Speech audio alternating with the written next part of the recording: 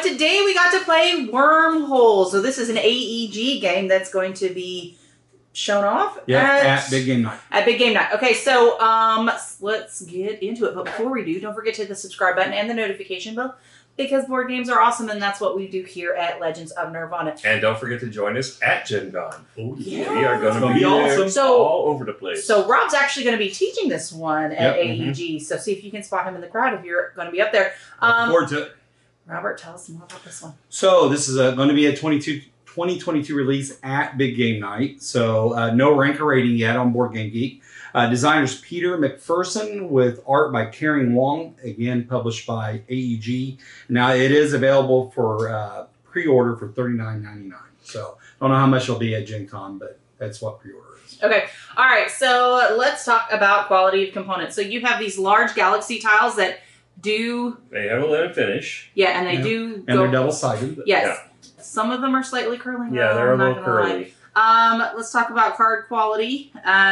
It's no linen finish on the cards. No linen finish. It's kind of odd that they put it on the tiles and not the cards. Yeah, I mean, I will say, the cards are fine as far as the cardboard all has it. These have the linen finish. Yeah, I noticed that. Now, you do get these really cool... they're like mini poker chips. Yeah, except I think they're made out of wood, but the way they did finish them, it feels a lot more classy. Yeah, I think it is wood, but it's like almost like a sticker coating on it. It's like heat transfer. Yeah, so it just feels a little more luxurious than maybe some wooden chips that you would normally kind of see. So I think this is the nice part of the game. Is your wormhole chips. Yeah, I think so too. And then you do have a bunch of cardboard chips. You got a little, I guess you call it a space shuttle. Yeah. It's got a little, I think, is that legs on it? It's where the rocket boosters are at, right? It looks like he's got the bell-bottom rocket boosters. No, it's not bell-bottom pants. Okay, so I will say I'm super glad that they've got purple. Mm-hmm. Yes, they have all of our favorite colors. So that was. We even have our new friend Jason that comes over has been playing with yellow, which nobody likes. So we do appreciate someone gets to take that color. Yeah. All right. So now, overall, though, giving quality components a score, what would you give it, Rob? I think I'm a 7. I think the card quality, even though it's not linen, it's pretty good thickness. I really like the wormhole chips. I think those are pretty cool. Cardboard, even though it's a little curly, it's not too bad. And since it's smaller, it shouldn't get much worse than that. I think I'm a 7. What about you, Rainzon? Yeah, I think a 7's fair on this because they did make things uniquely shaped. We've got the tokens are really cool. I just wish they would have put the linen finish on the cards, and the tiles, if they were laying flat on the table, would have been a nice improvement. But all in all, I think it's 7 worthy. Okay, cool. I will agree to agree. All right, so I do think the best part of them are these chips. I'm glad they did whatever different they did, because if not, that would have really lowered the value, I think, or feel of the game, and so I'm glad they did that. All right, so now let's move on to the theme. So the theme is, guess what? There is a galaxy, and you were trying to connect the galaxy through wormholes. But why? It's a pick up and deliver game. Pick up and deliver game. Yeah, because you want to take passengers across the universe. I mean, heck, they're tourists. I would get on a spaceship and go to a different planet. I don't know about you. I can't afford it right now. I heard it's pretty pricey to go to the moon. That SpaceX program is pretty pricey. Yeah, I tried crawling through a wormhole, but I didn't fit. And that wasn't a wormhole. It was a mistake. All right, guys. So that is the theme of the game. I liked it. I liked I thought that was great. I want to find a really good pickup delivery game. I don't think I found the one for me yet. This theme could have worked really, really. It did work really, really well. I think it worked really well too. I think the mechanics fit the game. It's simple. It's a good pickup and an easy pickup game. It wasn't hard to learn it at all. No. And as a matter of fact, maybe a little too easy, a little too quick, which we'll talk about in gameplay. But I think that I liked it. I liked it quite a bit. Surprisingly so. I didn't know if I liked it as much as I did. So scoring-wise, what would you give it? I mean, it's completely layered on, but it makes sense with the gameplay. Yeah. It could be anything. And the planets are pretty, and the art is pretty. Some of the planets it took us a minute to determine they were actually planets. There's one in particular that blends in with the asteroids. Yeah. I mean, you got Cybertron that looks like an asteroid. No, it's like an ice planet. It looks like Cybertron to me. So we have a furry-looking planet. Miranda called it a fluff ball, and then we got Cybertron over here that kind of looks like a mechanical type. Well, this one is definitely mechanical over here. Yeah, so it kind of looks like an electronic eyeball or something. Yeah. Well, it's a alien-made planet. Okay, you think so? Yeah, with some force shields going around it. I think they're. Well, I mean, we don't know how far advanced this is. Exactly. That's what I'm saying. I mean, we don't know. You don't it's know. more like Rubik's planet. All right. So score, Randy.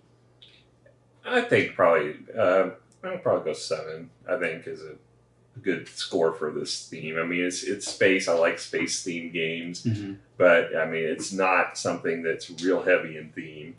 No, I'm going to go just a little bit higher because I like the concept of the wormholes and how you can travel across the galaxy. So I'm going to give it a 7.5. I really like that mechanic a lot. Yeah, I'm good with the 7. I think, it could be anything, but I think they did it really well, and I think it brought to light. I do like the wormhole kind of thing. That made a lot of sense to me. So I'm good with that. All right, so now let's actually talk about the rulebook. So the rulebook is tiny, 8 pages long. It's not bad. That keeps it short and pretty sweet. good font on it. Pretty, it's easy to read. They do have a little commentary to kind of give you advice on playing it throughout. It's not really rules. It just kind of tells you things you should go ahead and do while you're playing. Yeah. It's really, the gameplay of it ends at page 5. So, in no cover, just go straight into kind of the description of the story and objective of the game. There is a solo variant on page 7 of it. It kind of goes through explaining the map on page 6. The back has just got thanks and credits, so it's really only truly about a 7-page rulebook. So it was easy to read. We did miss one rule, but it was on the cheat sheet card. The cheat sheet cards were actually really very, very nice. I did reference. They had showing you the map features on one side, and then the actions and all the scoring on the other. Or I can just launch it. But yeah, this was. I think it was pretty well done. I'm going to give it an 8. I think it was a good rule book, and the cheat sheet complemented it well. The cheat sheet was nice. All right, so now let's move on to the actual gameplay. So the gameplay is you have a little ship, and there's my ship. Okay, and at the start of the game, you're going to place your number 1 token. It is not going to be active at the time because you have to place the second one before it will activate. Okay, so you have 3 movements, so you can take your 3 movement. Now, if you land next to the planet, there's a couple of options for you. Anywhere you land, you can then place your second wormhole or another wormhole. As long as there's not a wormhole there already. Yes, as long as there's not a wormhole already. But if you're specifically next to the planet and you put a wormhole, you actually take one of the timer VP tokens. First one around that planet. Yes. And they look like these. Yes, so. And they're all, the further along in the game you go, the more victory points they are worth. There are 10 planets, and there's 10 of those tokens, and then there's 4 timer rounds after that. It's actually technically 3 rounds, but one lets you finish the round that you're on when the timer gets triggered. Okay, so you can, if you do leave a wormhole next to a planet, you get one of those. Now, the other thing is while you're at a planet, you can drop off passengers. So at the start of the game, you'll end up with so many passengers depending on your player order. And then you are trying to go to those locations. So if you do arrive at the planet, that matches these. In this case, it does not. But if I were to have it, I can drop them off. And I can also pick up passengers, but I can only hold 4 cards at a time. So just keep in mind. Now, one thing that we didn't realize is there is a really good strategy about getting rid of cards and getting cards that you have access to. Like, I have a problem with completing everything when maybe I should have abandoned a few passengers. Well, there's bonus points for getting different locations after your 5th planet that you visit and drop off on. You get 3 points bonus on top of it for every additional planet. So there is strategy on diversifying. But the maybe game not going all the way out to you. The game can be rushed so fast that that's really hard to do. But you get more bang for your buck for delivering multiple to the same planet at a time. So, like, to Caleb's credit, he won the game because he discarded a bunch of cards to get to planets that were closer to him, so that he can deliver more. Yeah. And be able to pick and that seemed to work, right? And it won. So I do think, but yeah, so basically you could, and that's what it is you're picking up passengers, you're delivering passengers, and you're using wormholes to do it. Now, your 1 goes to the 1, right? So you may, if I'm on the 1, I can go to my other one location, but I still, if I wanted to use my 2, I would have to go to my 2. Now, the other piece of it is that I can use other people's wormholes. So, for example, hey, you know what? I end up wanting to go over to this planet here.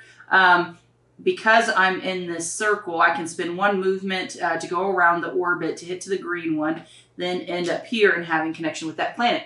But if I do, green gets a victory point. Here's your victory point. You Thanks. needed it. Appreciate it. All right.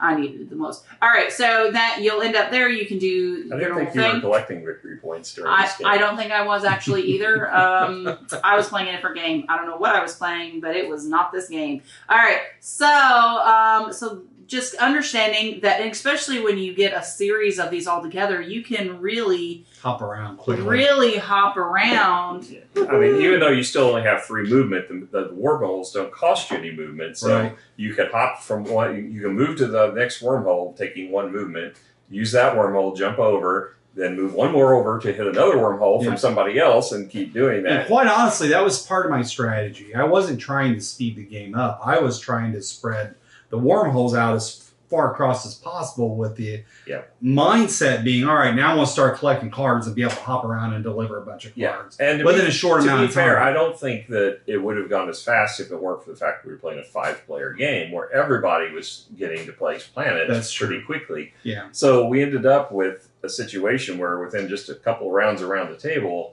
we had all the planets placed, or a wormhole next to every planet. Matter of fact, I went out of my way to avoid putting a wormhole next to a planet, to avoid rushing the game, only to have Caleb come around the next turn and do exactly that, you know. So but there's just so much advantage to do it, especially later in the game, because the later planets are worth 3 victory points for every one you place next to. So it's it's almost worth more to rush the game and end it in a few rounds as opposed to try to diversify and get that bonus of 3 points for every planet beyond the 6th one. Exactly. So this is my critique for the game. There should be another in-game. Well, there is another in-game mechanism, but it's either one happens. The other one is that you burn through this deck and then you get one more full round, which is not going to happen in the time frame. Yeah. So it basically comes down to you're going to. It might make that too long if you go through the deck. I don't think so. I don't know that. Not with 5 players. Yeah, I just think the fact that it's maybe if it weren't the first one that triggers it, the placement of the planet. I can understand why you do that, but it's just that you'd almost have to strategically all agree we're not going to rush this game and place them there. Yeah. Or I was thinking that too. You can't play them on the first so many turns. But if you have to have that conversation with those are worth victory points, it just is not. Yeah, I mean it ended faster than it should have for the amount of time it took to set it up and the strategy of having a diversification strategy even being in the game. Well, I didn't feel like I got the opportunity to enjoy the game. It just went by too quickly. Yeah. And I think that's a problem. I think there needs to be another. Maybe going through the whole deck may be a bit much if you don't have 5 players. With 5 players, I don't see that being that big of an issue. But I think that would be. I think that's a good note. So maybe at 5 players, maybe it is too quick. You know, maybe we need to play it at like 2 or 3 and see how. Well, you have a smaller board if you play that few. It's like 4 players, you're going to have the same size board. But if you play 2 or 3, then you take out some of these tiles, and therefore you won't have 10, maybe 8. I hate to say this. I will not be removing any tiles off this board. Like, you playing with 3 players? No, we still putting them all out. It's fine. Like, I'm sorry. It's just, I think it is very fast for a 5-player game. And so, I mean, I don't like house ruling. So I don't want to change the rules to try and make it slower. But it's fast. It was too fast. It was too fast. Well, I'm sorry. If you're like, let me play this again and not house rule it, I'm not going to play because I'm just going to get interested and then we're going to be done and I'm just not going to enjoy it. But the mechanics of it, I did enjoy. Yeah, yes, exactly. I love the whole bouncing all around the board with the wormholes. It was that's just it. We're mad because it was too short. Like it was a good game. It had good gameplay. It just too short. Yeah. So now, if you got people with no attention spans, here you go, guys. Wait a minute. Did you just say that? Of all the people at this table. Listen, I have. Yes, but it was too short even for me, so I should say something. No, but overall, let's talk about giving you a score. I really like the mechanics. I really like the overall concept of the game. So I want to give it a really good score, but because it was too short, I cannot give it anything above 7. I'm actually with you 100%. Like if this could have meant it just lasted like maybe 30 more minutes, it might have made it a big difference. Yeah, like this could have been an 8, a 9. Yeah, it could have been. It could have been. But it's not because it's just too short. You can't get into it. And so I agree with you. I cannot give it any more than a 7. What are you thinking? I'm not sure I could even go to 7. I like it. I like the concept of it. But because there is such a focus on speeding the game, or at least there was when we played, that I just can't get... because if you give me a bonus point, I'm going to go for it. Yeah. So if you have a diversification strategy available where you can get 3 points per additional planet, I'm going to go for it, which is what I did. I had a handful of 4 different planets. But that doesn't work with ending the game. Right, and that's kind of the same mindset I had. I get bonus points by being the first person to set up a wormhole next to a planet. Why wouldn't I go for that? That's just more points. Yeah. So I agree. Absolutely. So given that, I'm probably going to give it a 6.5 because I can't get it up to a 7 because the fact that there's multiple ways to score, but basically one of them shut down almost. I mean, I got it. I got 3 bonus points from it because that's the best I could do was get 6 planets in that time frame that I had because the game ended because everybody rushed it so fast. Right. Everybody. I got one. Listen. When I say everybody, I mean Robert and Caleb. Well, listen, I got 14 points. Y'all got 30 some odd. I don't want to hear from y'all guys. All right. Caleb got 30. Everybody else was 20 or less. Oh, well. Well, we had 20-ish. Yeah. Okay. Still, it was pretty bad for me. Anyway, guys, thank you so much for joining us. I really like this game. If it was just a bit longer, I'm kind of bummed. But we still had fun because we love hanging out with each other and love hanging out with you. So we'll catch you guys later. Bye.